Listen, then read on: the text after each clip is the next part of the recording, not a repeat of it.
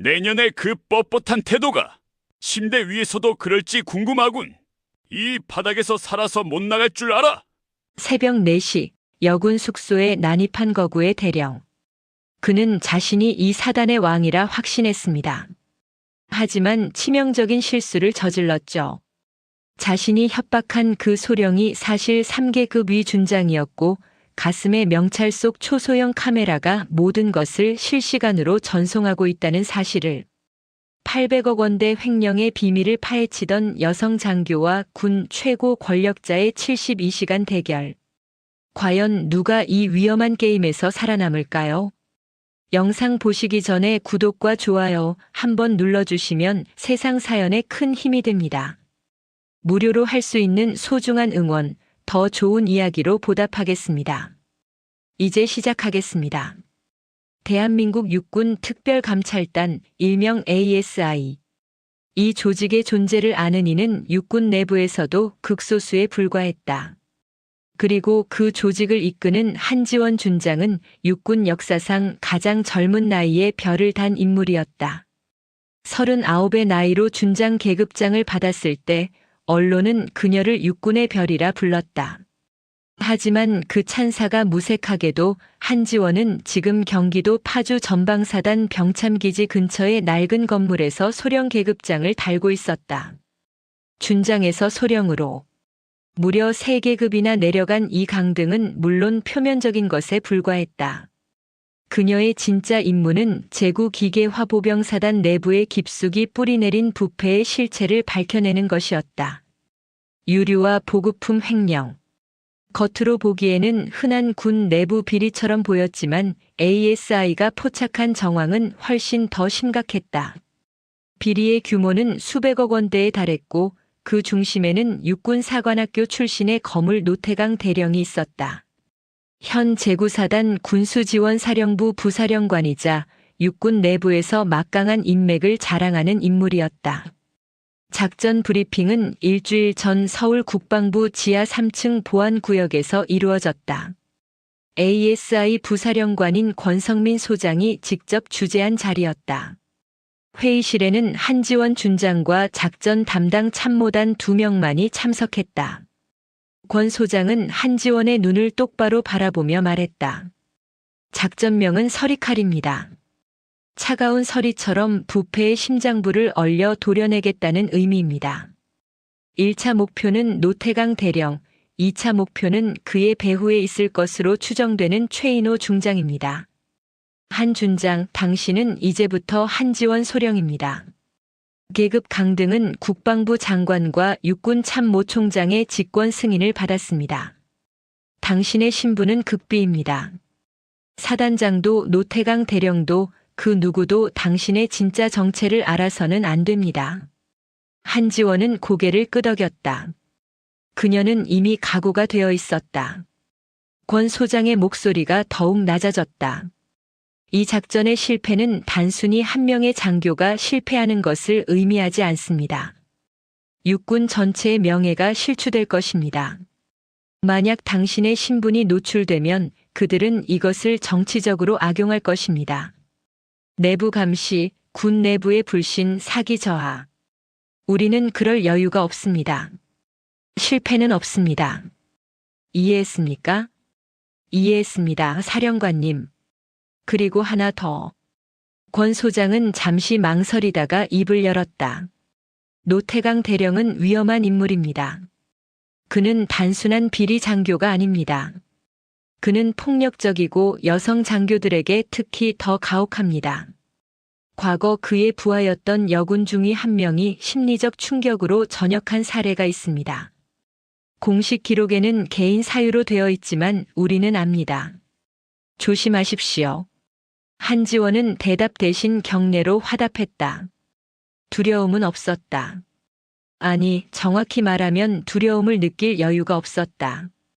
그녀는 이미 오래전에 군복을 입으면서 각오했다. 여자라는 이유로, 절다는 이유로 끊임없이 증명해야 했던 지난 15년의 세월이 그녀를 단단하게 만들었다. 경기도 파주 육군기지에 도착한 것은 이른 아침이었다. 3월의 차가운 바람이 얼굴을 스쳤다. 회색빛 군용 트럭과 장갑차들이 줄지어 정렬해 있는 주둔지를 바라보며 한지원은 깊은 숨을 들이마셨다. 이곳에서의 그녀는 더 이상 준장이 아니었다. 공군 본부에서 전입 온 소령 한지원. 그것이 그녀의 위장 신분이었다. 공군 출신이라는 설정은 의도적이었다. 육군 내부 인맥이 전혀 없는 외부인으로 보이게 하기 위해서였다. 인사과에서 부임 신고를 마친 한지원은 곧바로 제9사단 군수지원사령부로 향했다. 그녀에게 주어진 직책은 군수과장이었다. 보급품과 유류의 흐름을 직접 볼 수 있는 위치였다. 군수지원사령부가 있는 건물은 주둔지에서 가까운 3층짜리 노후한 청사였다. 복도를 걸으며 한지원은 주변을 관찰했다. 벽에 걸린 역대 지휘관 사진들, 낡은 소화기, 긁힌 리놀륨 바닥. 모든 것이 오래되고 지쳐 보였다. 군수지원사령부 부사령관실 앞에 도착했을 때 문은 반쯤 열려 있었다. 한지원은 노크를 했다. 들어오시오. 굵은 목소리였다. 한지원은 문을 열고 안으로 들어갔다. 사무실은 넓었지만 어수선했다. 서류 더미가 책상과 캐비닛 위에 쌓여 있었고 한쪽 구석에는 골프채가 세워져 있었다. 그리고 창가 쪽 가죽 의자에는 노태강 대령이 앉아 있었다. 50대 초반으로 보이는 노태강은 거구였다. 키가 185cm는 좋게 넘어 보였고 체격도 육중했다. 머리는 짧게 깎았고 얼굴에는 세월의 흔적이 깊게 패여 있었다. 그는 한지원을 보자 천천히 의자에서 일어났다.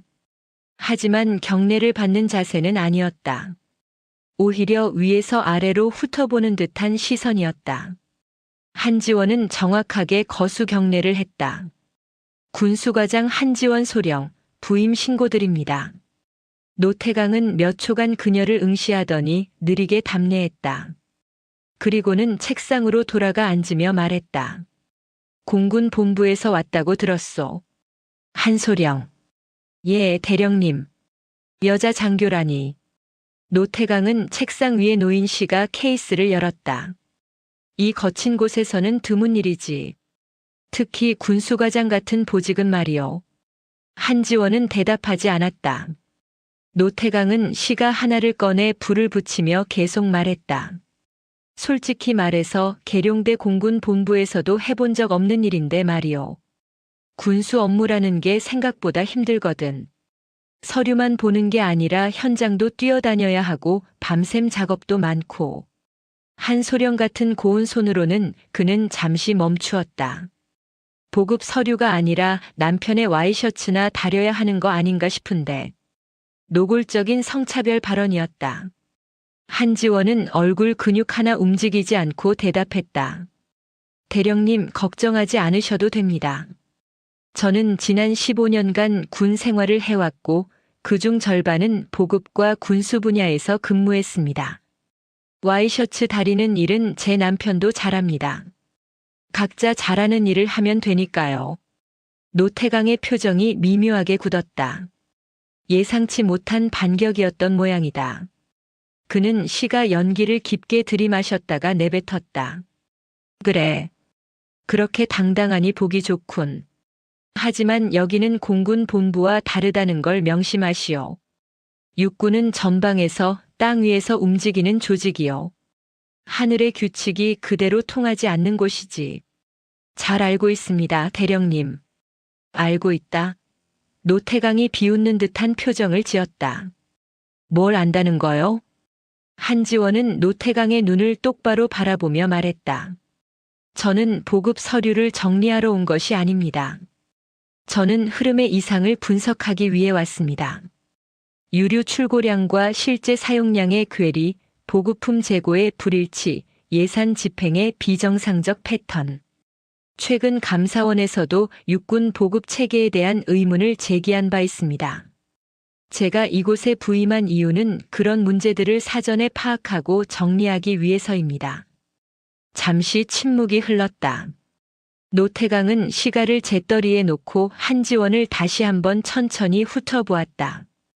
그의 눈빛에는 경계심이 어려 있었다. 흐름의 이상이라. 그럼 한소령은 감사관인가? 아닙니다. 저는 군수과장입니다. 다만 제 임무에는 효율성 점검도 포함되어 있습니다. 효율성 점검. 노태강이 중얼거렸다. 좋아. 그렇다면 먼저 우리 군수지원사령부가 어떻게 돌아가는지 파악부터 하시오. 임상호 중위가 당신을 보좌할 것이오. 그에게 필요한 서류를 요청하시오. 감사합니다, 대령님. 그렇다면 첫 번째 요청을 드려도 되겠습니까? 말해보시오. 최근 3개월간의 유류 출고 기록 원본을 열람하고 싶습니다. 디지털 파일이 아닌 수기로 작성된 원본 장부와 서명이 있는 출고증을 확인하고 싶습니다. 노태강의 표정이 굳어졌다. 그는 몇 초간 아무 말도 하지 않다가 천천히 입을 열었다. 원본 장부? 지금은 모든 게 전산화되어 있어. 굳이 원본을 볼 필요가 있을까? 전산 자료는 수정이 가능합니다. 하지만 수기 원본은 수정 흔적이 남습니다. 정확한 분석을 위해서는 양쪽 모두 대조해야 합니다. 노태강은 손가락으로 책상을 두드렸다. 규칙적인 소리가 사무실을 채웠다. 그는 생각에 잠긴 듯 보였다. 그리고 마침내 말했다. 좋소. 임상호 중위에게 지시하겠소.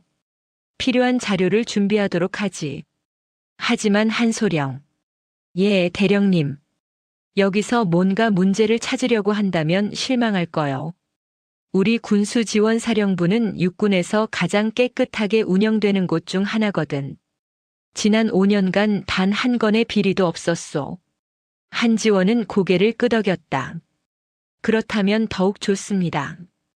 깨끗한 곳에서는 업무가 더 수월하니까요. 그렇게 생각하시오.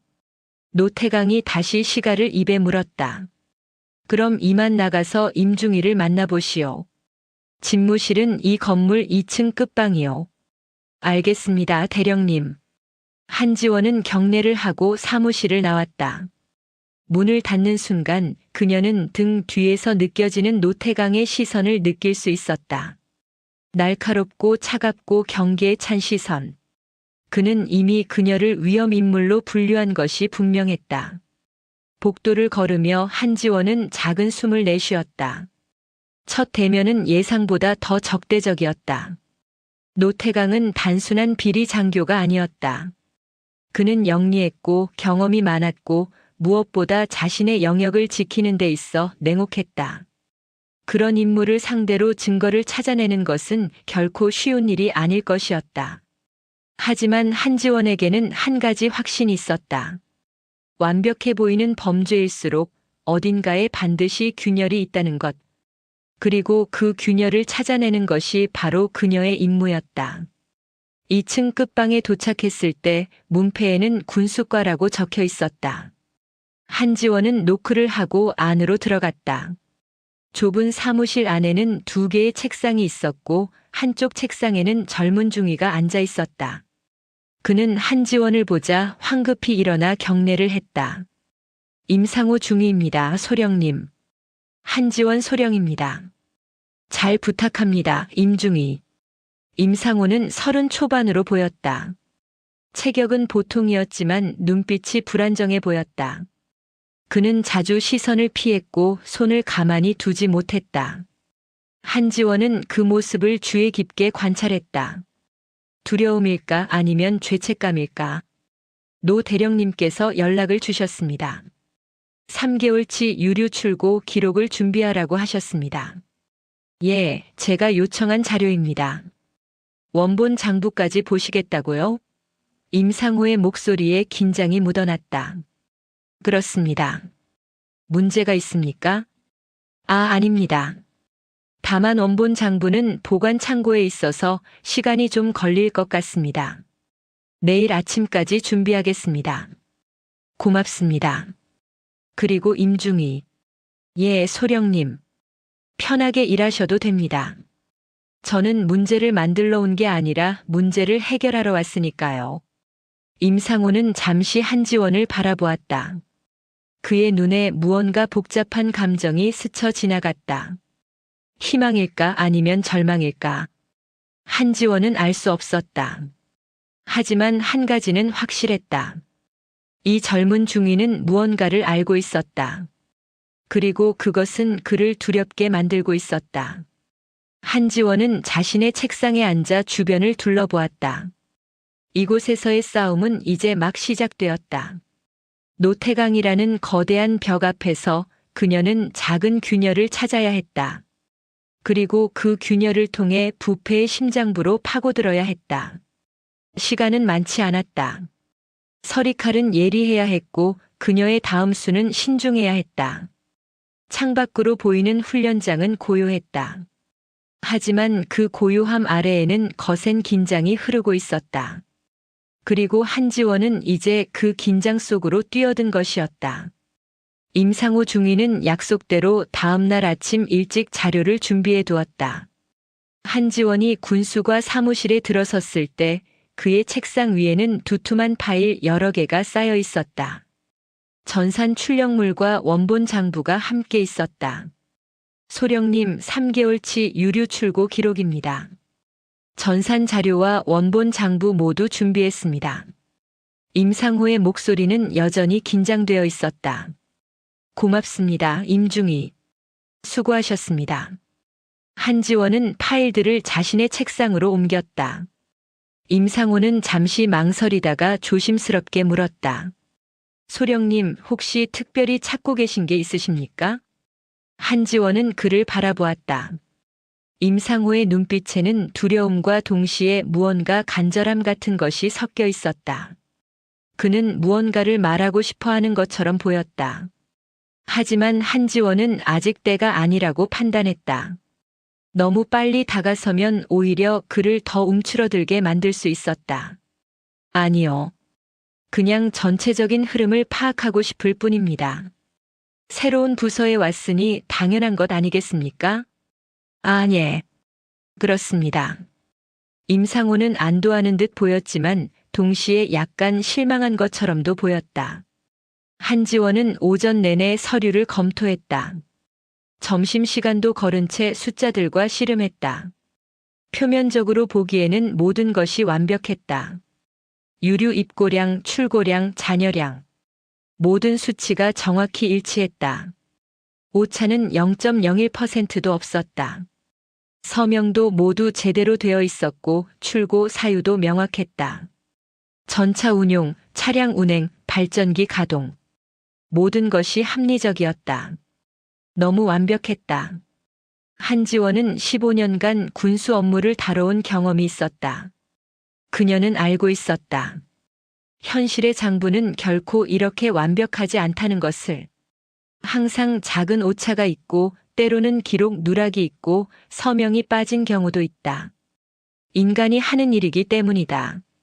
하지만 이 장부들은 마치 컴퓨터가 만들어낸 것처럼 완벽했다. 그것이 오히려 의심스러웠다. 오후가 되자 한지원은 다른 접근 방법을 시도하기로 했다. 그녀는 임상호에게 물었다. 임중위, 헌병대에서 관리하는 차량 출입 기록을 열람할 수 있습니까? 임상호가 고개를 들었다. 차량 출입 기록요? 그건 헌병대 소관인데요. 특별한 이유가 있으십니까? 유류 출고 내역과 실제 차량 운행 기록을 대조해보고 싶습니다. 효율성 분석의 일환입니다. 아, 예. 요청하면 받을 수 있습니다. 하지만 헌병대장 승인이 필요할 겁니다. 그럼 승인 요청서를 작성하겠습니다. 임상호는 뭔가 말하려다가 입을 다물었다. 한지원은 그의 반응을 놓치지 않았다. 그는 분명 뭔가 알고 있었다. 하지만 아직 말할 준비가 되지 않은 것 같았다. 그날 저녁 한지원은 기지 내 독신자 숙소에서 계속 작업을 이어갔다. 낡은 책상 위에 노트북과 서류들을 펼쳐놓고 그녀는 유류 출고 내역을 하나하나 분석했다. 패턴을 찾고 있었다. 숫자 너머에 숨겨진 진실을 찾고 있었다. 밤이 깊어갔다. 시계는 자정을 넘어서고 있었다. 한지원은 커피를 한 모금 마시고 다시 화면을 응시했다. 그때 무언가가 눈에 들어왔다. 1월 15일자 유류 출고 기록. 용도는 제3기갑여단 소속 K2 전차 정비 지원이었다. 출고량은 5,000리터. 그런데 이상한 점이 있었다. 같은 날짜에 제3기갑여단 K2 전차대는 포천 훈련장 기동 훈련 중이었다는 다른 보고서가 있었다. 정비 중인 전차가 어떻게 훈련을 할 수 있단 말인가? 한지원은 재빨리 다른 날짜들도 확인했다. 2월 3일, 2월 21일, 3월 8일. 비슷한 패턴이 반복되고 있었다. 정비 중이라고 기록된 전차와 차량들이 실제로는 운용 중이었다. 누군가 서류를 조작한 것이 분명했다. 하지만 이것만으로는 부족했다. 유류가 실제로 어디로 갔는지 증명해야 했다. 다음 날 아침 헌병대로부터 차량 출입 기록이 도착했다. 한지원은 곧바로 분석에 들어갔다. 기지의 모든 차량은 출입할 때 헌병대 검문소를 통과해야 했다. 출입 시간, 차량 번호, 운전자, 목적지가 모두 기록되었다. 한지원은 유류 출고 날짜와 차량 출입 기록을 대조하기 시작했다. 대부분은 일치했다. 유류를 실은 차량이 정해진 시간에 정해진 목적지로 이동한 기록이 있었다. 하지만 몇몇 날짜에는 이상한 점이 있었다. 그녀는 운전병 배차 일지도 함께 분석했다. 운전병들의 근무 일정과 실제 차량 운행 기록, 그리고 거기서 결정적인 단서를 찾았다. 3월 8일. 서류상으로는 유조차 한 대가 오후 2시에 파주 민간 저장소로 이동했다고 되어 있었다. 하지만 배차 일지를 보니 그날 그 시간에 배정된 운전병은 박민수 병장이었다. 그런데 박 병장은 그날 오후 병가로 의무대에 있었다. 의무대 진료 기록이 남아 있었다. 그렇다면 누가 그 차를 운전했단 말인가? 한지원은 더 깊이 파고들었다. 헌병대 기록을 자세히 살펴보니 흥미로운 사실을 발견했다. 기지에는 2개의 출입구가 있었다. 정문인 메인 게이트와 민간 협력업체 전용 출입구인 서측 게이트. 대부분의 군용 차량은 메인 게이트를 이용했다. 서측 게이트는 주로 민간업체 차량들이 사용했고 검문도 상대적으로 느슨했다. 한지원은 서측 게이트의 출입 기록을 요청했다. 헌병대에서는 다소 의아해했지만 군수과장의 요청이라 자료를 넘겨주었다. 그리고 그 기록 속에서 한지원은 결정적인 증거를 찾았다. 3월 8일 오후 11시 47분. 유조차 한 대가 서측 게이트를 통해 기지를 빠져나갔다. 차량 번호는 서류상 파주 민간 저장소로 갔다는 그 차량과 동일했다. 하지만 시간이 달랐다. 그리고 운전자도 달랐다. 기록된 이름은 민간인이었다. 진흥물산 이철민. 한지원은 즉시 진흥물산을 검색했다. 경기도 파주에 본사를 둔 석유 유통회사였다. 그리고 놀랍게도 진흥물산의 대표이사는 노태강 대령의 처남이었다. 모든 퍼즐이 맞춰지기 시작했다. 노태강은 서류상으로는 군용 유류를 정상적으로 출고하는 것처럼 위장했다. 하지만 실제로는 한밤중에 민간인을 동원해 서측 게이트를 통해 유류를 빼돌렸다. 그리고 그것을 처남의 회사를 통해 민간 시장에 되팔았을 것이다. 완벽한 범죄였다. 아니, 거의 완벽한 범죄였다. 노태강은 모든 서류를 완벽하게 조작했다. 장부도 출고증도 심지어 운전병 배차 일지까지. 하지만 그가 통제하지 못한 것이 하나 있었다. 바로 서측 게이트의 출입 기록이었다. 그것은 헌병대 소관이었고 노태강의 영향력이 미치지 않는 영역이었다. 그리고 그 작은 사각지대가 그의 완벽한 범죄의 균열을 만들었다. 한지원은 모든 증거를 정리하고 사진으로 촬영했다. 그리고 암호화된 메시지로 ASI 본부에 보고했다. 1차 증거 확보. 노태강 대령의 유류 횡령 정황 포착. 서측 게이트가 핵심 경로. 추가 조사 필요. 하지만 한지원은 알고 있었다. 이것은 시작에 불과하다는 것을. 노태강이 단독으로 이런 규모의 범죄를 저지를 수는 없었다. 반드시 더 높은 곳에 배후가 있을 것이었다. 최인호 중장. 그의 이름이 한지원의 머릿속을 맴돌았다. 그날 밤 늦게까지 한지원은 추가 자료를 분석했다. 눈이 뻑뻑하고 어깨가 무거웠지만 멈출 수 없었다. 이 싸움은 이제 막 시작되었고 그녀는 더 많은 증거가 필요했다. 이튿날 새벽 4시. 한지원은 잠깐 눈을 붙이려고 침대에 누웠다. 하지만 잠은 오지 않았다. 머릿속에서는 계속해서 숫자들과 날짜들이 맴돌았다. 그때 숙소 문을 두드리는 소리가 들렸다. 처음에는 착각인 줄 알았다. 하지만 소리는 계속되었다. 강하고 거칠게. 한지원은 재빨리 일어나 전투복을 걸쳤다. 시계를 보니 새벽 4시 20분이었다. 이 시간에 누가 찾아온단 말인가? 누구십니까? 대답은 없었다. 대신 문을 두드리는 소리가 더 거세졌다. 한지원은 호신용 경봉을 손에 쥐고 조심스럽게 문을 열었다. 문 앞에는 노태강 대령이 서 있었다. 그의 얼굴은 붉게 상기되어 있었고 술 냄새가 났다. 하지만 눈빛은 또렷했다. 그는 술에 취한 것이 아니었다. 화가 나 있었다. 매우 화가 나 있었다. 대령님, 무슨 일이십니까? 한지원은 침착하게 물었다. 노태강은 대답 대신 한지원을 밀치고 숙소 안으로 들어왔다. 한지원은 몇 걸음 뒤로 물러났다. 어젯밤 헌병 때의 서측 게이트 기록을 왜 요청했지? 노태강의 목소리는 낮았지만 위협적이었다. 업무상 필요해서입니다. 차량 운행 효율성을 분석하기 위해서는 모든 출입 기록이 필요합니다. 효율성? 노태강이 비웃었다. 서측 게이트는 민간업체 전용이야. 거기에 무슨 효율성이 있어? 내가 뭘 찾으려는지 나도 알아. 무슨 말씀이신지 모르겠습니다. 모르겠다고? 노태강이 한 걸음 더 다가왔다. 내가 누군지는 모르겠지만 한 가지는 확실히 해두지. 이 사단은 내 구역이야. 내 허락 없이는 아무도 함부로 뒤적거릴 수 없어. 공군 본부에서 왔든 어디서 왔든 상관없어. 한지원은 뒤로 물러서지 않았다. 대령님, 지금 하시는 행동은 군기 위반입니다. 여군 장교 숙소에 새벽에 무단으로 침입하신 것도 문제지만 지금 저를 위협하고 계십니다. 위협? 노태강이 웃었다. 하지만 그 웃음에는 온기가 없었다. 이게 위협으로 보여?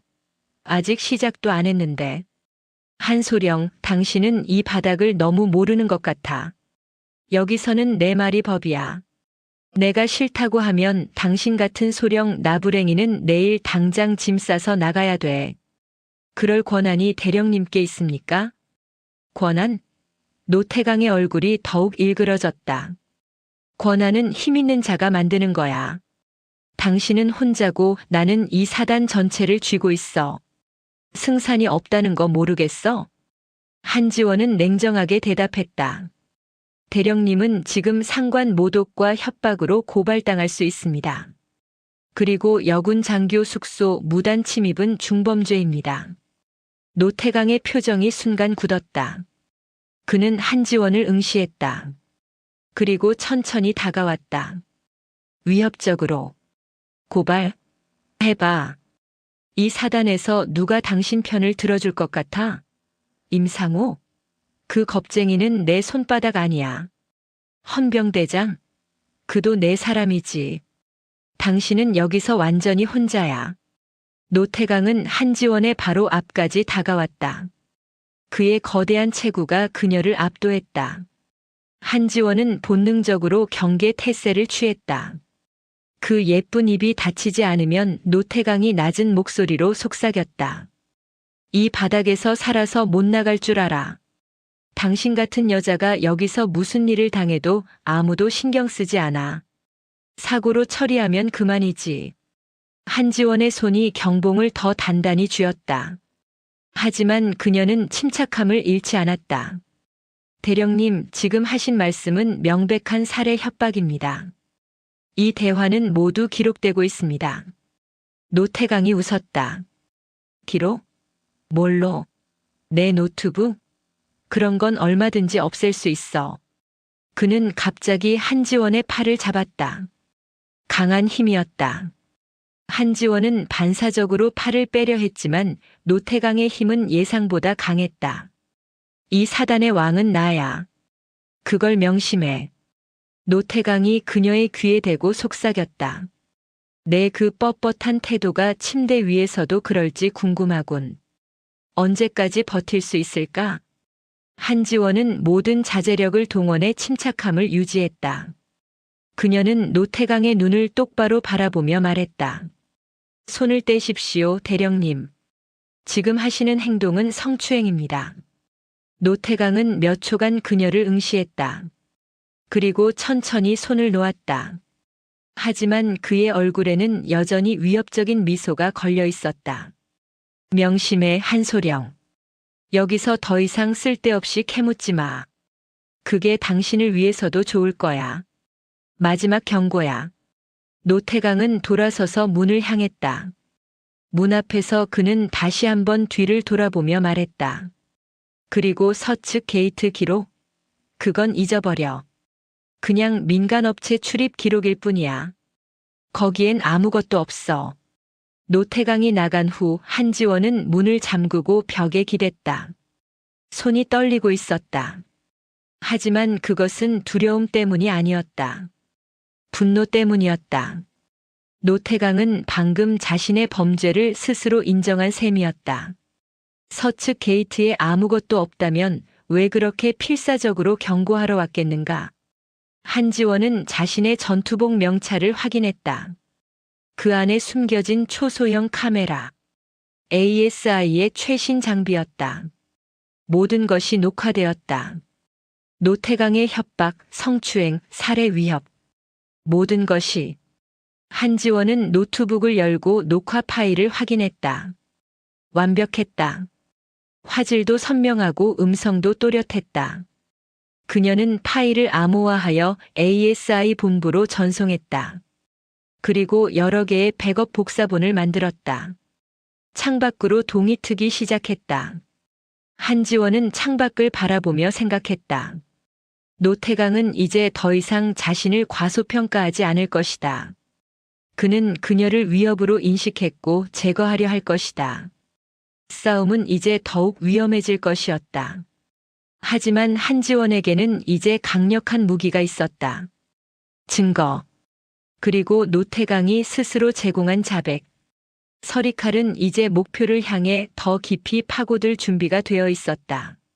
노태강의 협박이 있은 후 이틀이 지났다. 한지원은 더욱 조심스럽게 움직였다.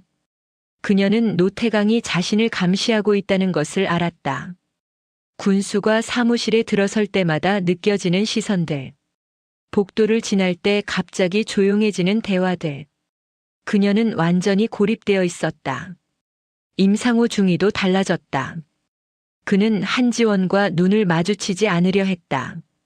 업무상 필요한 최소한의 대화만 했고 그마저도 불안한 목소리로 서둘러 끝냈다.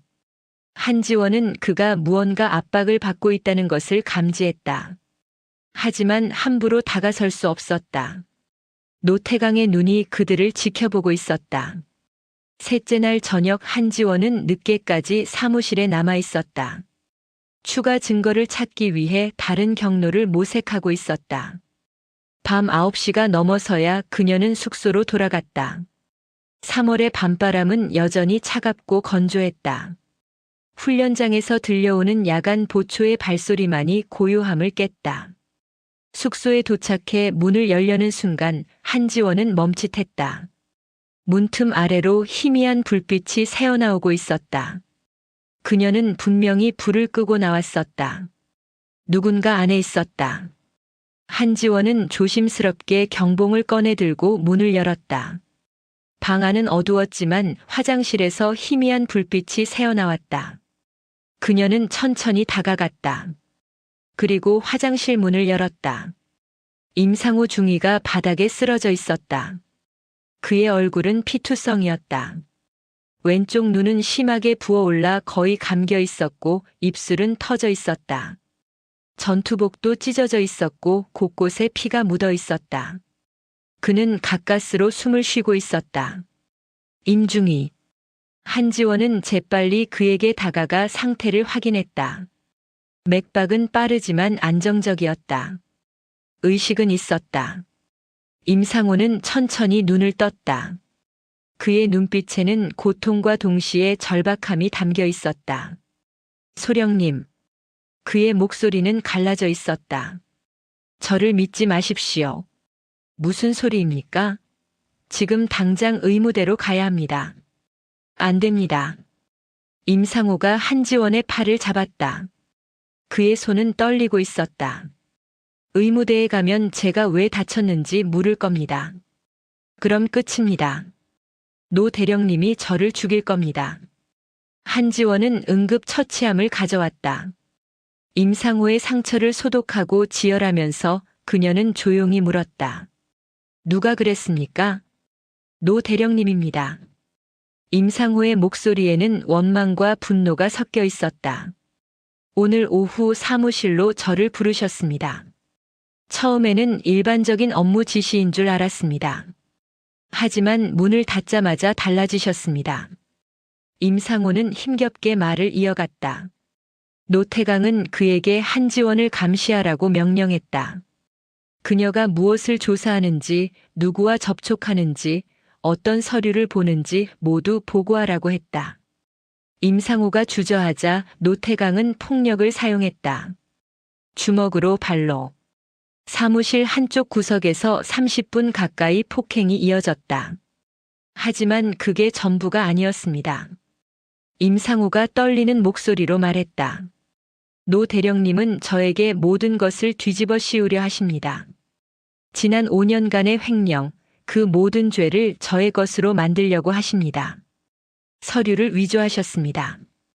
제 서명을, 제 계좌를. 증거가 있습니까? 있습니다. 임상호가 품속에서 무언가를 꺼냈다. 작은 USB였다. 피가 묻어 있었지만 온전했다. 이 안에 모든 것이 들어 있습니다. 진짜 장부, 진짜 거래 내역, 진짜 상납 명단. 노 대령님은 제가 이걸 가지고 있는 줄 모르십니다. 저는 언젠가 이 순간이 올 거라고 생각했습니다. 그래서 몰래 복사해 두었습니다. 한지원은 USB를 받았다. 작고 가벼웠지만 그 안에 담긴 무게는 엄청났다. 왜 저를 찾아왔습니까? 임상호는 잠시 망설였다. 그의 눈에 눈물이 맺혔다. 소령님은 다릅니다. 소령님은 두려워하지 않으십니다. 노 대령님 앞에서도 위협 앞에서도. 저는 지난 3년간 계속 두려웠습니다. 노 대령님이 시키는 대로만 했습니다. 서류를 조작하고 숫자를 바꾸고 거짓 보고를 했습니다. 제 자신이 범죄자가 되어가는 것을 알면서도 멈출 수 없었습니다. 임상호의 목소리가 떨렸다. 하지만 이제는 끝내고 싶습니다. 제 명예를, 제 군복을 지키고 싶습니다. 소령님 부탁드립니다. 이 괴물들을 잡아주십시오. 제가 다시 인간답게 살 수 있게 해주십시오. 한지원은 임상호의 어깨에 손을 올렸다. 약속합니다. 반드시 그들을 잡겠습니다. 그리고 임중위, 당신도 지킬 것입니다. 한지원은 즉시 행동에 들어갔다. 먼저 임상호의 상처를 제대로 치료했다. 그리고 그녀는 암호화된 전화로 ASI 본부에 연락했다. 보안 회선이었다. 권성민 소장이 직접 받았다. 한준장 상황은? 긴급입니다, 사령관님. 내부 증인을 확보했습니다. 임상호 중위, 노태강의 직속 부하입니다. 그가 핵심 증거를 가지고 있습니다. 하지만 생명이 위험합니다. 즉시 안전가옥으로 이송해야 합니다. 알겠습니다. 서울 안전가옥 주소를 전송하겠습니다. 이송팀을 보내겠습니다. 감사합니다. 그리고 사령관님, 이 USB를 분석해야 합니다. 아마도 우리가 예상한 것보다 훨씬 큰 규모일 것입니다. 이해했습니다. 조심하십시오. 통화를 끝낸 한지원은 USB를 노트북에 연결했다. 화면에 폴더들이 나타났다. 유류 횡령 원본, 보급품 거래 내역, 상납 명단, K2 전차 부품. 한지원의 심장이 빨리 뛰기 시작했다. 첫 번째 파일을 열었다. 유류 횡령 원본 장부. 지난 5년간의 모든 거래가 날짜별, 수량별로 정리되어 있었다. 노태강이 ASI에 제출했던 위조 장부와는 완전히 달랐다. 실제 횡령 규모는 그들이 추정했던 것의 거의 3배에 달했다. 총 800억 원 이상이었다. 두 번째 파일. 보급품 거래 내역. 여기에는 단순한 유류뿐만 아니라 각종 군수품들이 포함되어 있었다. 전투 식량, 피복, 의약품, 심지어 소총 부품까지. 모든 것이 민간 시장으로 빠져나갔다. 그리고 그 거래선 중에는 진흥물산뿐만 아니라 여러 회사들이 있었다. 모두 노태강과 연결된 인물들이 운영하는 회사들이었다. 세 번째 파일. 상납 명단. 한지원의 손이 멈췄다. 이름들이 줄지어 있었다. 최인호 중장, 그 이름이 가장 위에 있었다. 매 분기마다 현금 2억 원. 5년간 총 40억 원이 그에게 전달되었다. 하지만 그게 전부가 아니었다. 다른 이름들도 있었다. 사단 참모장, 군수참모, 심지어 육군본부의 장성 1명까지. 부패의 뿌리는 그들이 상상했던 것보다 훨씬 깊었다. 네 번째 파일. K2 전차 부품. 한지원은 파일을 열자마자 경악했다. 여기에는 차세대 K2 흑표 전차에 들어갈 핵심 부품들의 명단이 있었다. 복합 장갑 모듈, 사격 통제 시스템 컴포넌트, 능동 방호 시스템 일부. 이것들은 단순한 군수품이 아니었다. 국가 안보와 직결된 최첨단 군사 기술이었다. 그리고 이것들이 민간 시장으로, 심지어 일부는 해외로 유출되었다는 기록이 있었다. 한지원은 손이 떨리는 것을 느꼈다. 분노 때문이었다. 이것은 단순한 부패가 아니었다. 이것은 반역이었다. 국가를 배신하고 군을 배신하고 땅을 지키는 모든 장병들을 배신한 행위였다. 그녀는 모든 파일을 복사하기 시작했다. 노트북 내장 저장소, 외장 하드, 클라우드, 그리고 암호화된 ASI 서버. 4군데에 동시에 저장했다. 데이터가 전송되는 동안 그녀는 파일들을 하나하나 더 자세히 검토했다. 거래 명세서에는 구체적인 금액과 날짜가 있었다. 최인호 중장에게 전달된 돈은 현금으로 그의 처가 운영하는 부동산 회사를 통해 세탁되었다. 완벽한 자금 세탁 구조였다. 다른 연루자들도 마찬가지였다. 각자의 방식으로 돈을 받았고 각자의 방식으로 숨겼다. 가장 충격적인 것은 K2 전차 부품 유출 경로였다. 일부 부품은 해외 중개인을 통해 동남아시아로 흘러갔다. 그곳에서 어떻게 되었는지는 명확하지 않았지만 추정하기는 어렵지 않았다. 잠재적 적국의 손에 들어갔을 가능성이 컸다. 한지원은 데이터 전송이 완료되기를 기다리며 임상호를 바라보았다. 그는 소파에 누워 있었고 약간의 진통제로 고통을 가라앉힌 상태였다. 그의 얼굴은 여전히 상처투성이었지만 표정은 오히려 평화로워 보였다. 마치 긴 짐을 내려놓은 것 같았다. 임중희. 예, 소령님. 용기 있는 선택을 하셨습니다. 쉽지 않았을 텐데요. 임상호가 희미하게 미소 지었다. 터진 입술 때문에 고통스러워 보였지만 그의 눈빛은 처음으로 맑아 보였다. 소령님이 오시지 않았다면 저는 평생 노 대령님의 꼭두각시로 살았을 겁니다. 아니, 언젠가는 희생양이 되어 감옥에 갔을 겁니다. 소령님은 저에게 마지막 기회를 주셨습니다. 1시간 후 한지원의 전화가 울렸다. ASI 이송팀이 도착했다는 신호였다. 한지원은 임상호를 부축해서 일으켰다. 그들은 건물 뒤편의 비상구를 통해 빠져나갔다. 어두운 골목에 검은색 승합차가 대기하고 있었다. 민간 차량으로 위장한 ASI 작전팀의 차량이었다. 임중희를 부탁합니다. 그는 중요한 증인입니다. 한지원이 팀장에게 말했다. 걱정하지 마십시오, 준장님. 안전하게 보호하겠습니다. 임상호가 차에 타기 전 한지원을 돌아보았다. 소령님 조심하십시오. 노 대령님은 이제 더욱 위험해질 겁니다. 그리고 최 중장님은 그분은 노 대령님보다 훨씬 더 무섭습니다. 알고 있습니다. 염려 마십시오. 차량이 떠난 후 한지원은 숙소로 돌아왔다. 노트북 화면에는 데이터 전송 완료 메시지가 떠 있었다. 모든 증거가 ASI 본부 서버에 안전하게 저장되었다. 이제 분석팀이 작업을 시작할 것이었다. 한지원은 창밖을 바라보았다. 밤은 깊었고 주둔지는 고요했다. 하지만 그녀는 알고 있었다. 이 고요함은 폭풍 전의 고요함이라는 것을. 노태강은 곧 임상호가 사라진 것을 알게 될 것이다. 그리고 그는 필사적으로 대응할 것이다. 한지원은 ASI 본부에 마지막 보고를 작성했다.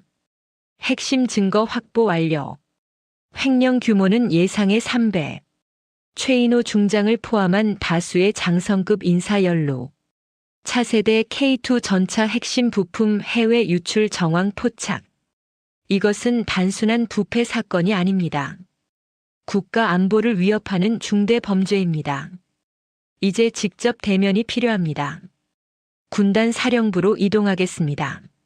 먹잇감이 스스로 덫으로 오게 유도하겠습니다. 메시지를 보낸 후 한지원은 깊은 숨을 내쉬었다. 이제 마지막 단계가 남았다. 최인호 중장. 그를 직접 대면하고 그의 자백을 이끌어내야 했다. 위험한 작전이었다. 하지만 필요한 작전이었다. 한지원은 자신의 전투복 명찰을 확인했다. 초소형 카메라가 여전히 작동하고 있었다. 배터리도 충분했다. 이 작은 장치가 마지막 결전에서 결정적인 역할을 할 것이었다. 그녀는 노트북을 닫고 짐을 정리하기 시작했다. 내일이면 모든 것이 결정날 것이었다. 서리칼은 이제 최종 목표를 향해 나아갈 준비가 되어 있었다. 최인호 중장이라는 진짜 왕을 향해. 창밖으로 보이는 훈련장은 여전히 고요했다. 하지만 한지원은 알고 있었다. 고요한 표면 밑에는 언제나 격렬한 긴장이 흐르고 있다는 것을. 그리고 그 긴장은 곧 폭발할 것이라는 것을. 다음 날 오전 7시. 노태강 대령은 평소보다 일찍 군수지원사령부에 출근했다. 임상호의 행방을 확인하기 위해서였다. 어젯밤 폭행 후 그는 임상호에게 3일간의 병가를 주었다. 표면적으로는 배려였지만 실제로는 상처 자국이 사라질 때까지 숨어 있으라는 명령이었다. 하지만 노태강은 불안했다. 임상호의 눈빛에서 무언가 다른 것을 보았기 때문이었다. 두려움만이 아니라 결심 같은 것. 그래서 그는 임상호의 숙소를 확인하기로 했다. 숙소 문을 두드렸지만 대답이 없었다. 노태강은 예비키로 문을 열었다. 방은 비어 있었다. 침대는 정돈되지 않은 채 그대로였고 책상 위에는 전날의 서류들이 어지럽게 놓여 있었다. 하지만 임상호의 개인 소지품들은 사라져 있었다. 지갑, 휴대전화, 군복 몇 벌.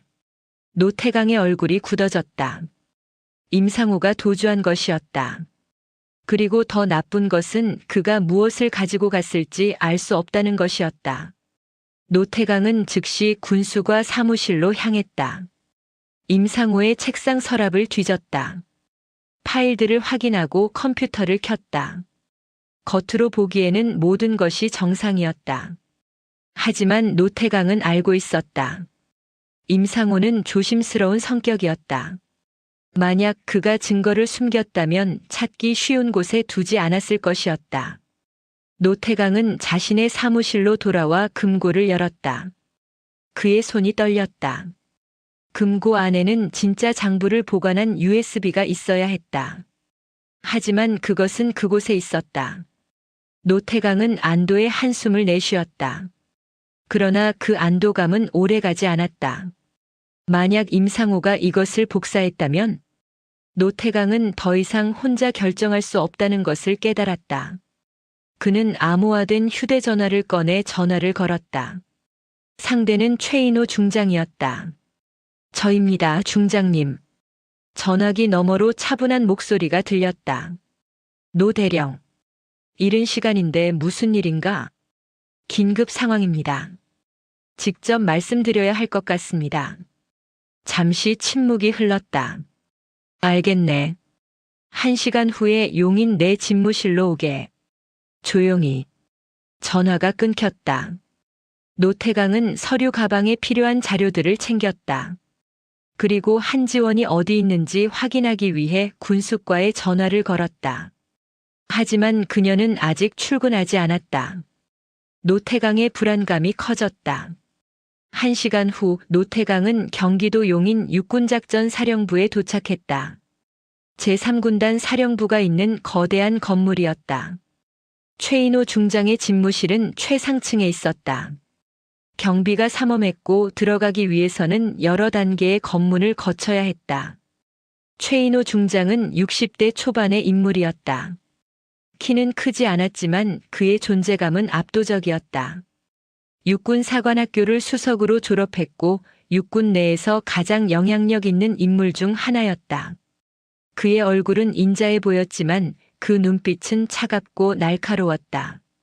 앉게, 노 대령. 최 중장의 목소리는 부드러웠다. 노태강이 앉자 최 중장은 바로 본론으로 들어갔다. 무슨 일인가? 임상호 중위가 사라졌습니다. 최 중장의 표정이 미묘하게 변했다. 사라졌다. 구체적으로 말해보게. 노태강은 어제 있었던 일들을 보고했다. 임상호를 폭행한 것, 그가 도주한 것, 그리고 한지원 소령이 계속해서 조사를 진행하고 있다는 것. 최 중장은 조용히 듣고 있었다. 그의 얼굴에는 아무런 감정도 드러나지 않았다. 노태강의 보고가 끝나자 최 중장은 천천히 입을 열었다. 임중희가 무엇을 가지고 갔을 것으로 생각하나? 아마도 장부의 복사본일 것입니다. 그가 군수과에서 일했기 때문에 접근 권한이 있었습니다. 그렇다면 그 안에는 내 이름도 있겠군. 예, 중장님. 죄송합니다. 최 중장은 한숨을 쉬었다. 하지만 그것은 분노의 한숨이 아니라 약간의 피곤함이 섞인 한숨이었다. 자네가 너무 성급했네, 노 대령. 임중희를 다룰 때는 좀 더 조심스러워야 했어. 이제 우리에게 시간이 많지 않네. 어떻게 하면 되겠습니까? 최 중장은 잠시 생각에 잠겼다. 그리고 결정을 내렸다. 한지원 소령을 소환하게. 대면 보고 명목으로. 그녀가 무엇을 알고 있는지, 무엇을 가지고 있는지 확인해야 하네. 그리고 만약 그녀가 증거를 가지고 있다면 그것을 회수해야 하네. 하지만 중장님, 그녀는 쉽게 응하지 않을 것입니다. 그건 내가 처리하겠네. 자네는 소환 명령만 전달하면 되네. 군단 사령관 명의로. 노태강은 고개를 끄덕였다. 최 중장의 계획이 무엇인지 대략 짐작할 수 있었다. 하지만 묻지 않았다. 어떤 것들은 모르는 것이 더 안전했다. 오전 11시. 한지원은 긴급 소환 명령을 받았다. 제3군단 최인호 중장이 그녀를 용인 군단 사령부로 부른다는 내용이었다. 명목은 군수 업무 현황 보고였다. 하지만 한지원은 알고 있었다. 이것은 보고가 아니라 신문이었다. 한지원은 ASI 본부의 상황을 보고했다. 권성민 소장의 목소리는 긴장되어 있었다. 위험합니다, 한준장. 최 중장의 영역으로 들어가는 것은 너무 위험합니다. 알고 있습니다. 하지만 이것이 그를 무너뜨릴 수 있는 유일한 기회입니다. 임상호의 증언만으로는 부족합니다. 우리는 최 중장의 직접적인 증거가 필요합니다. 명찰 카메라는 작동하고 있습니까? 네. 완벽하게 작동합니다. 모든 것이 실시간으로 녹화될 것입니다. 백업팀을 보내겠습니다. 용인 인근에 대기시키겠습니다. 감사합니다, 사령관님. 전화를 끊은 후 한지원은 거울 앞에 섰다. 그녀는 정복을 단정히 입고 있었다. 소령 계급장이 어깨에 달려 있었다. 명찰은 가슴에 정확히 부착되어 있었다. 그 안에 초소형 카메라는 눈에 보이지 않았다. 완벽한 위장이었다. 한지원은 깊은 숨을 들이마셨다. 두려움이 없다고 하면 거짓말이었다. 최인호 중장은 노태강과는 다른 차원의 인물이었다. 그는 더 영리하고 더 위험하고 더 많은 권력을 가지고 있었다. 하지만 한지원에게는 선택의 여지가 없었다. 이것은 그녀의 임무였고 그녀의 책임이었다. 오후 2시. 한지원은 용인 육군작전사령부에 도착했다. 건물은 웅장했다. 대한민국 육군의 심장부였다. 수많은 장병들이 오가고 전차들이 주둔지에 정렬해 있었다. 이곳에서 대한민국 육군의 모든 작전이 계획되고 실행되었다. 한지원은 검문을 거쳐 건물 안으로 들어갔다. 안내 장교가 그녀를 최상층으로 안내했다. 엘리베이터가 올라갈수록 한지원의 심장 박동이 빨라졌다. 하지만 그녀는 표정을 관리했다. 침착하고 냉정하게. 군단 사령관실 앞에 도착했다. 문은 무거운 참나무로 되어 있었고 그 위에는 제3군단의 엠블럼이 새겨져 있었다. 안내 장교가 노크를 했다. 들어오게. 한지원은 문을 열고 들어갔다. 사령관실은 넓고 우아했다. 한쪽 벽에는 역대 군단 사령관들의 사진이 걸려 있었고 다른 쪽에는 대형 작전 지도가 있었다. 창밖으로는 용인 훈련장이 한눈에 내려다 보였다. 최인호 중장은 책상 뒤에 앉아 있었다. 그는 한지원을 보자 자리에서 일어나 인자한 미소를 지었다. 한소령, 오느라 수고했네. 앉게. 한지원은 경례를 하고 의자에 앉았다. 최 중장은 다시 자리에 앉으며 말을 이었다. 공군 본부에서 온 젊은 장교가 우리 사단에서 열심히 일한다고 들었네. 고맙네. 제 본분을 다할 뿐입니다, 중장님. 그래, 본분. 좋은 말이지. 최 중장은 잠시 한지원을 관찰했다. 그런데 자네 군수과에서 어떤 일들을 하고 있나?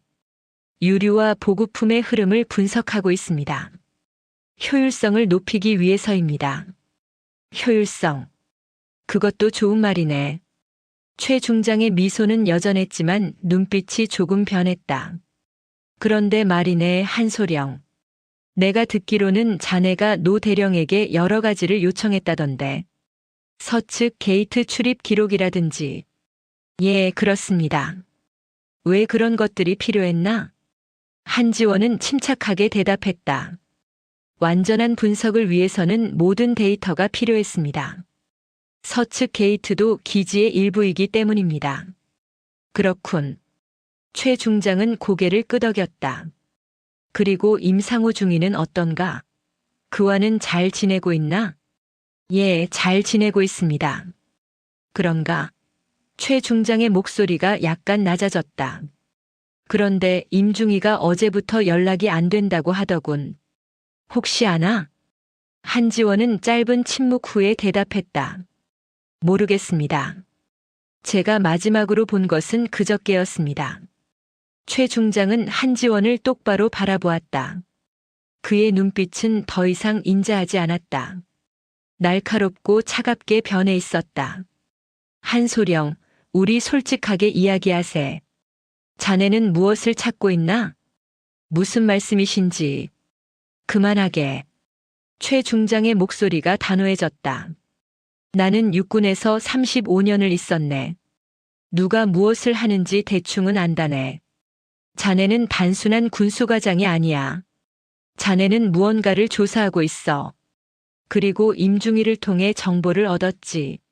한지원은 대답하지 않았다. 최 중장은 계속했다. 임중희가 자네에게 무엇을 주었나? USB? 파일? 중장님, 저는 거짓말하지 말게. 최 중장의 목소리에 경고가 담겼다. 이 군단은 내가 지휘한다네. 여기서 일어나는 모든 일을 나는 알아야 해. 자네가 가진 그 증거를, 그 USB를 나에게 넘기게. 한지원은 침착하게 대답했다. 중장님, 저는 무슨 말씀을 하시는지 모르겠습니다. USB가 무슨? 최 중장이 책상을 쳤다. 둔탁한 소리가 사령관실에 울렸다. 그만하라고 했어. 그의 목소리가 처음으로 격해졌다. 내까지껏 소령 나부랭이가 감히 내 말을 거역해? 나는 군단 사령관이야. 이 군단의 모든 것을 책임지는 사람이라고. 최 중장은 자리에서 일어나 한지원에게 다가왔다. 그의 얼굴에서 인자함은 완전히 사라졌다. 남은 것은 오직 권력과 위협뿐이었다. 한소령, 마지막으로 묻겠네. 임상호가 준 USB는 어디 있나? 그 안에는 무엇이 들어있나? 저는 아무것도 받은 것이 없습니다. 거짓말. 최 중장의 얼굴이 붉어졌다. 노 대령의 보고를 받았어. 임중희가 사라지기 전날 밤 자네 숙소 근처에서 목격되었다고. 그가 자네를 찾아갔어. 그리고 무언가를 넘겼지. 그게 뭔가? 한지원은 여전히 침착했다. 저는 그날 밤 아무도 만나지 않았습니다. 최 중장의 참을성이 한계에 도달했다. 그는 더 이상 가면을 쓰지 않았다. 좋아. 그렇게 나오는 거지. 내 군 생활을 오늘 당장 끝낼 수 있어. 아니, 내 인생 자체를 끝낼 수도 있어. 나는 그만한 권력을 가지고 있어. 협박이십니까, 중장님? 협박? 최 중장이 차갑게 웃었다. 이건 협박이 아니야. 이건 현실이야. 이 군단에서, 이 육군에서 나를 거스를 수 있는 소령은 없어. 특히 외부에서 온 아무런 연줄도 없는 여군 소령은 더더욱. 최 중장은 내선 전화를 들었다. 헌병대장, 지금 즉시 사령관실로 오게. 호위병 2명과 함께. 전화를 끊은 최 중장은 다시 한지원을 바라보았다. 한소령, 자네는 이제 특별조사실로 이동하게 될 거야. 거기서 자네가 입을 열 때까지 아무도 자네를 만날 수 없어. 물 한 모금도 음식 한 입도 주지 않을 거야. 자네가 그 뻣뻣함을 언제까지 유지할 수 있는지 보자고. 중장님은 지금 불법 감금을 명령하고 계십니다. 불법? 최 중장이 비웃었다. 이 군단에서 내 명령이 곧 법이야. 자네는 보안상의 이유로 격리 조사를 받는 거야. 완벽하게 합법적이지. 문이 열리고 헌병대장이 들어왔다. 그의 뒤로 2명의 무장 헌병이 따라왔다. 헌병대장 한소령을 특별조사실로 모셔. 엄중히 감시하게. 아무도 접근하지 못하게 하고 그녀가 요청하는 것은 아무것도 들어주지 말게. 내 명령이 있을 때까지. 알겠습니다, 중장님. 헌병들이 한지원에게 다가왔다. 한지원은 일어서며 최인호 중장을 똑바로 바라보았다. 그리고 희미하게 미소를 지었다. 중장님, 오늘 저의 보고는 아주 풍성해졌습니다. 무슨 소리야? 중장님의 친절한 자백 덕분입니다. 감사합니다. 최 중장의 얼굴이 굳어졌다. 자백? 무슨? 중장님께서는 방금 전 노태강 대령의 비리를 인정하셨고 임상호 중위가 증거를 가지고 있다는 것을 확인하셨으면 저를 협박하고 불법 감금을 명령하셨습니다. 그리고 이 군단에서 당신의 명령이 곧 법이라고 하셨습니다. 모두 녹음되었습니다. 최 중장의 얼굴이 창백해졌다. 그는 한지원의 명찰을 바라보았다. 하지만 거기서는 아무것도 보이지 않았다. 평범한 명찰일 뿐이었다. 말도 안 돼. 거기엔 아무것도 없어. 그렇게 보이시나요? 한지원의 미소가 깊어졌다. 최신 기술은 놀랍습니다, 중장님. 육안으로는 절대 보이지 않습니다. 최 중장은 순간적으로 당황했다. 하지만 곧 침착함을 되찾았다. 그래. 좋아. 그렇다면 그 명찰을 압수하겠네. 헌병대장. 잠깐만요, 중장님. 한지원이 말했다. 이미 늦었습니다. 모든 영상은 실시간으로 전송되고 있습니다. 이 순간에도 말입니다. 그리고 백업팀이 이 건물 밖에서 대기하고 있습니다. 만약 제가 1시간 내에 연락하지 않으면 그들은 즉시 작전을 개시할 것입니다. 최 중장은 말을 잃었다. 그의 머릿속에서는 수많은 계산이 빠르게 진행되고 있었다. 하지만 어떤 계산을 해도 결과는 같았다. 그는 함정에 걸렸다. 완벽하게. 한지원은 헌병들에게 끌려가며 마지막으로 말했다. 중장님, 게임은 끝났습니다. 당신은 졌습니다. 문이 닫혔다. 최인호 중장은 혼자 남았다. 그는 천천히 의자에 주저앉았다. 그의 손이 떨리고 있었다. 35년간 쌓아온 권력과 명예가 한순간에 무너지는 것을 느낄 수 있었다. 그리고 그는 알고 있었다. 이것은 시작에 불과하다는 것을, 더 큰 폭풍이 그를 기다리고 있다는 것을. 한지원이 특별조사실로 끌려간 것은 오후 3시였다. 이른바 특별조사실이라 불리는 그곳은 사실상 불법 감금 시설이었다. 용인 군단 사령부 지하 1층, 외부와 완전히 차단된 작은 방이었다. 창문도 없고 환기구도 막혀 있었다. 방 안에는 낡은 의자 하나와 책상 하나뿐이었다. 헌병 2명이 문 밖에서 교대로 감시를 섰다. 최인호 중장의 명령은 명확했다. 아무도 접근시키지 말 것. 그녀가 요청하는 것은 아무것도 들어주지 말 것. 그녀가 입을 열 때까지. 한지원은 의자에 앉아 시계를 확인했다. 오후 3시 15분. 그녀는 최인호에게 1시간을 주었다. 만약 4시 15분까지 그녀가 연락하지 않으면 ASI 백업팀이 작전을 개시할 것이었다. 이제 남은 시간은 1시간이었다. 한지원은 명찰을 가볍게 만졌다. 초소형 카메라는 여전히 작동하고 있었다. 실시간 전송도 계속되고 있었다. ASI 본부에서는 지금 이 순간에도 모든 것을 모니터링하고 있을 것이었다. 그녀는 혼자가 아니었다. 한편 최인호 중장은 자신의 집무실에서 노태강과 긴급 회의를 하고 있었다. 어떻게 된 거야? 최 중장의 목소리는 처음으로 흔들렸다. 당신이 그녀를 제대로 조사했어야지. 어떻게 감시 장비를 달고 다니는 줄도 몰랐어? 죄송합니다, 중장님. 제가 미쳐. 미쳐라고? 최 중장이 책상을 쳤다. 이제 어떻게 할 거야?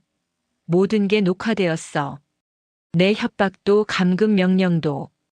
전부 다. 노태강은 대답하지 못했다. 그도 상황의 심각성을 깨닫고 있었다. 하지만 최 중장과 달리 그에게는 아직 한 가지 계획이 있었다. 중장님, 아직 방법이 있습니다. 방법?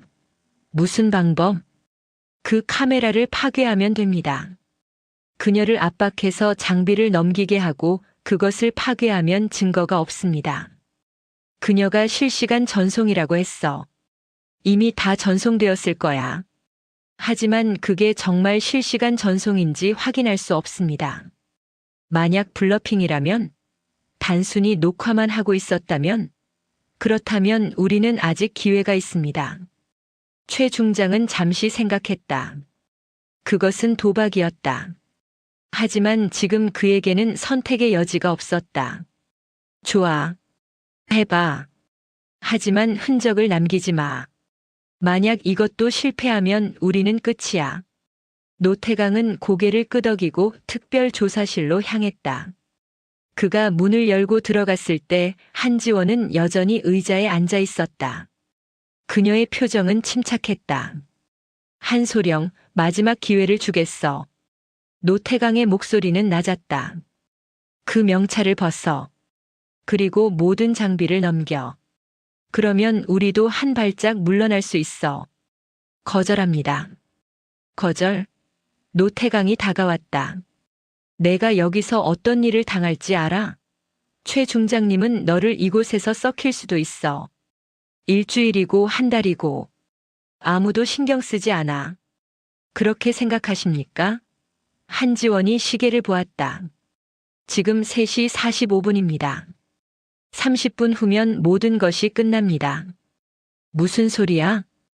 ASI 백업팀이 작전을 개시합니다. 그들은 이미 이 건물을 포위하고 있습니다. 4시 15분이 되면 그들은 이곳으로 들어올 것입니다. 그리고 당신과 최 중장님을 체포할 것입니다. 노태강의 얼굴이 굳어졌다. 거짓말이야. 그런 팀은 없어. 확인해 보시겠습니까? 한지원이 미소 지었다. 창밖을 보십시오. 아마 평소와 다른 차량들이 보일 겁니다. 노태강은 잠시 망설이다가 밖으로 나갔다. 그는 창가로 달려가 밖을 내려다보았다. 그리고 그는 보았다. 군단 사령부 정문 근처에 평범한 민간 승합차 3대가 주차되어 있었다. 너무나 평범해서 오히려 의심스러울 정도였다. 노태강은 내선 전화를 들어 경비실에 연락했다. 정문 근처의 민간 차량들은 뭐야? 대령님, 그 차량들은 1시간 전부터 주차되어 있습니다. 신원 확인 결과 모두 정상입니다. 정상? 무슨 용건으로 왔는데? 전자장비 유지보수 업체라고 합니다. 사령부 통신 장비 점검 예정이라고 서류도 제출했습니다. 노태강은 전화를 끊었다. 그의 손이 떨렸다. 전자장비 유지보수. 완벽한 위장이었다. 한지원은 거짓말을 하지 않았다. 백업팀은 실제로 존재했고 그들은 이미 포위망을 완성했다. 노태강은 최 중장에게 달려갔다. 중장님, 큰일입니다. ASI 팀이 실제로 건물을 포위하고 있습니다. 최 중장의 얼굴이 창백해졌다. 확실한가? 네. 민간 차량으로 위장해 있지만 분명합니다. 최 중장은 자리에서 일어났다.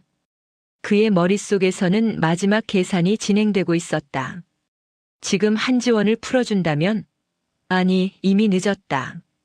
모든 증거가 확보되었다.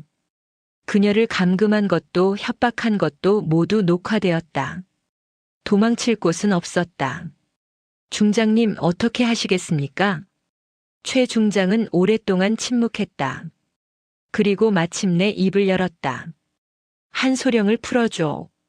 그리고 모든 장교들을 소집해. 내일 아침 긴급 브리핑을 하겠어. 중장님? 게임은 끝났어, 노 대령. 우리는 졌어. 이제는 최소한의 명예라도 지켜야 해. 오후 4시. 한지원은 특별조사실에서 풀려났다.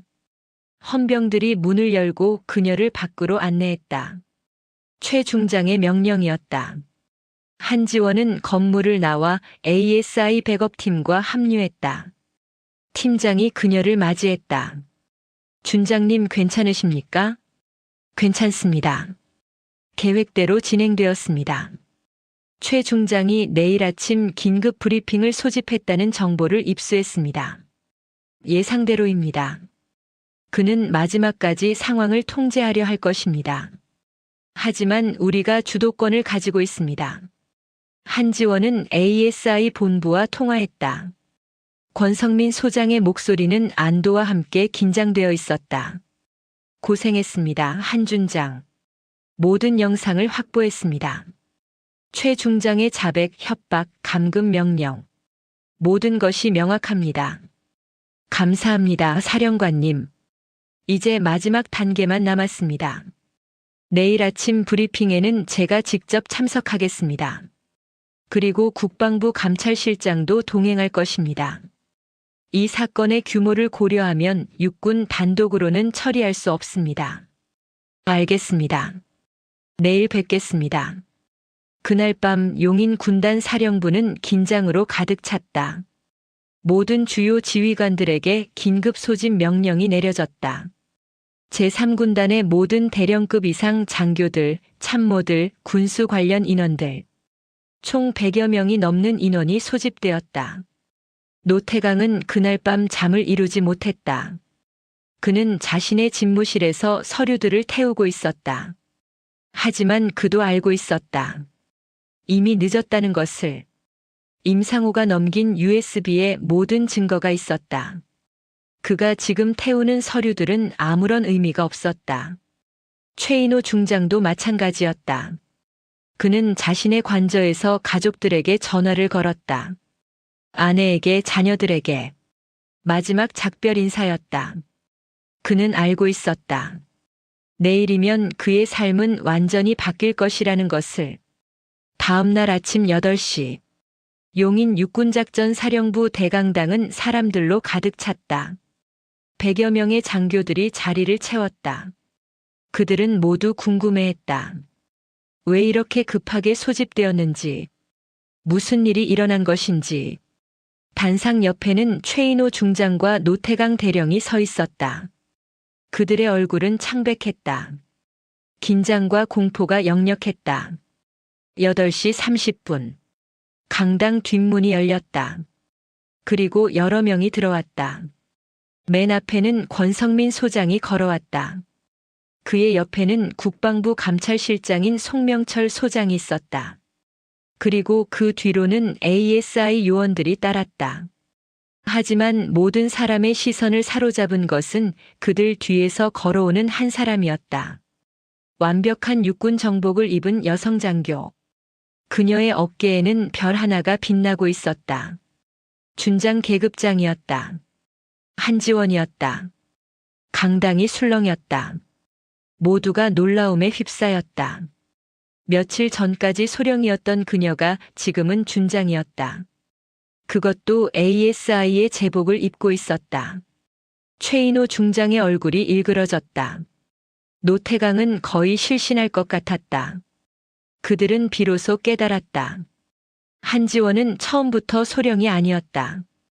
그녀는 준장이었고 ASI의 사령관이었다. 그들은 완벽하게 속았던 것이다. 권성민 소장이 단상에 올라 마이크를 잡았다. 총원 차려. 모든 장교들이 일어섰다. 한지원 준장이 단상으로 걸어왔다. 그녀의 걸음걸이는 당당했고 눈빛은 강철처럼 단단했다. 총원 사령관님께 대하여 경례. 100여 명의 장교들이 일제히 경례를 했다. 한지원은 답례를 하고 마이크 앞에 섰다. 저는 육군 특별감찰단 사령관 한지원 준장입니다.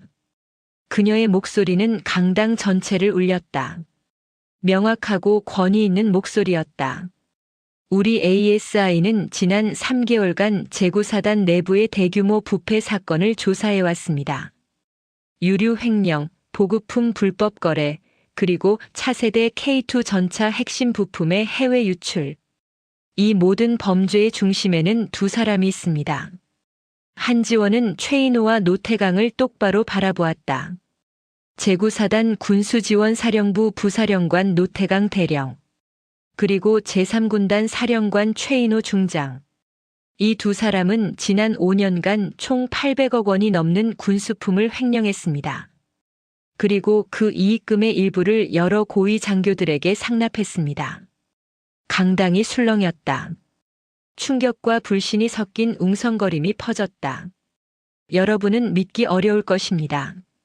하지만 우리는 명확한 증거를 확보했습니다. 지금부터 그 증거를 공개하겠습니다. 대형 스크린이 켜졌다. 첫 번째 영상이 재생되었다. 노태강이 한지원의 숙소에 침입해 협박하는 장면이었다. 그의 목소리가 강당에 울렸다. 이 사단의 왕은 나야. 당신은 여기서 완전히 혼자야. 그리고 가장 충격적인 대사. 내 그 뻣뻣한 태도가 침대 위에서도 그럴지 궁금하군. 강당이 조용해졌다. 모두가 충격에 빠졌다.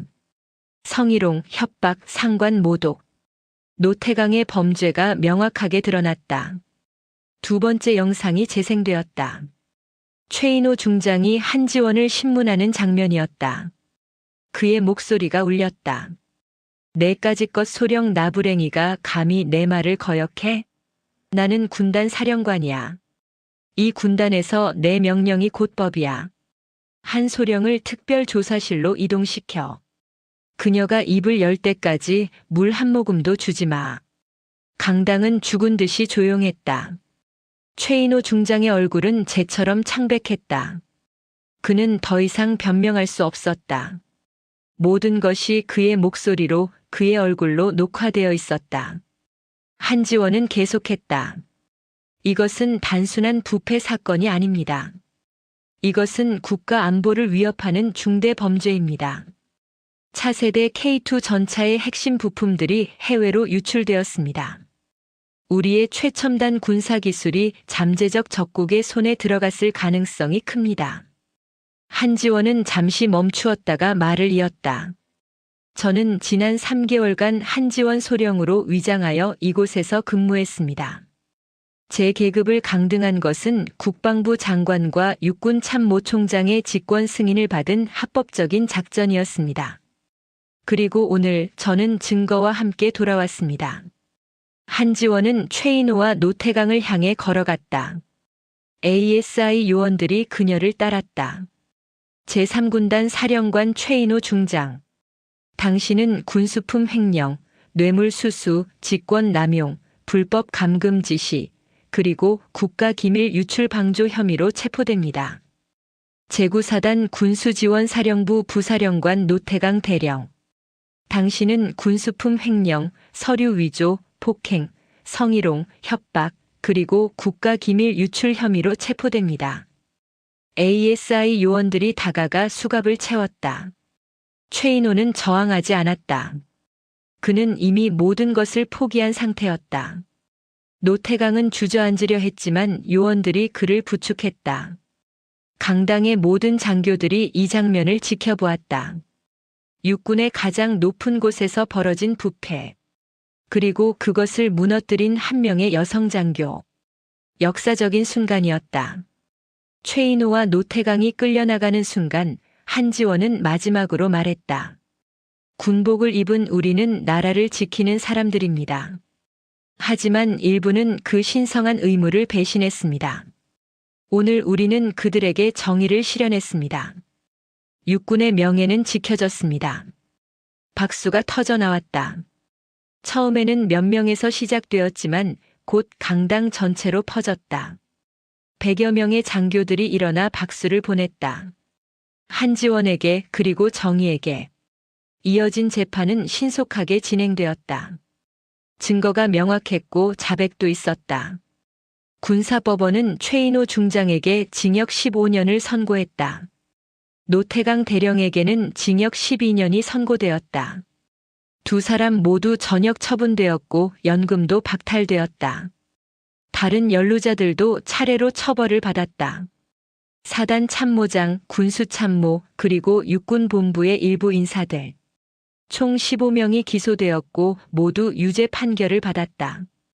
임상호 중위는 한지원의 특별명령으로 명예를 회복했다. 그는 용기 있는 내부 고발자로 인정받았고 ASI의 특수분석 장교로 발탁되었다. 그의 상처는 시간이 지나며 아물었고 그의 눈빛은 다시 맑아졌다. 한 달 후, 한지원은 경기도 파주가 내려다 보이는 ASI 사무실에 앉아 있었다. 창밖으로는 전차들이 훈련을 하고 있었다. 평화로운 장면이었다. 그녀의 책상 위에는 새로운 임무 파일이 놓여 있었다. 표지에는 극비라는 빨간 도장이 찍혀 있었다. 한지원은 파일을 열었다. 작전명은 겨울그림자. 목표는 제7기계화 보병사단 차세대 K9 자주포 개발 프로젝트 관련 비리 조사. 용의자는 제7사단 전력지원처장 신동욱 대령. 예상 배후는 미상. 한지원은 파일을 천천히 읽었다.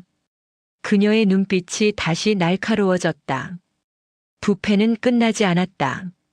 어둠은 여전히 존재했다. 하지만 그녀는 멈추지 않을 것이었다. 한지원은 일어나 창밖을 바라보았다. 훈련장은 넓고 광활했다. 그 광활한 곳에는 아직 드러나지 않은 비밀들이 있었다. 그리고 그녀는 그 비밀들을 밝혀낼 것이었다. 서리칼은 다시 예리하게 벼려질 것이었다. 다음 목표를 향해, 다음 어둠을 향해. 정의는 결코 멈추지 않는다. 한지원 준장의 싸움도 마찬가지였다.